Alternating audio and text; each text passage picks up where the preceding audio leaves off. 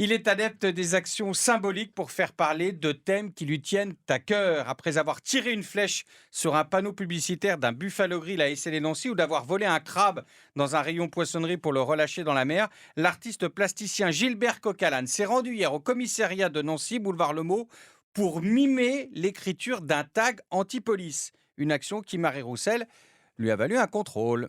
Pendant 10 minutes environ, Gilbert Coquelin, habillé tout en noir, fait mine d'inscrire le tag ACAB sur la façade principale du commissariat, sans aucun matériel, conformément à son mouvement artistique. Le genre d'art visuel où on élimine la matière à son maximum. Bref, un tag inexistant qui fait pourtant parler de lui, Gilbert Coquelin finit par être conduit à l'intérieur du poste de police. Salle de fouille, palpation, question, registre du casier judiciaire et ensuite je n'ai pas été placé en garde à vue. Donc ça a duré combien de temps votre escapade au commissariat ? 1 heure et demie. Et depuis sa remise en liberté, l'artiste réclame les images de vidéosurveillance. C'est plus la démarche administrative qui m'intéresse, c'est justement de faire valoir mes droits et voir si c'est facile ou difficile d'acquérir ces droits. Et donc voilà. La gestion de l'espace public, mais aussi les libertés individuelles et la place des contrôles de police sont interrogés par Gilbert Coquelin à travers cette nouvelle action. Et au final, à quoi ça sert, à part priver un sujet de sa liberté de mouvement?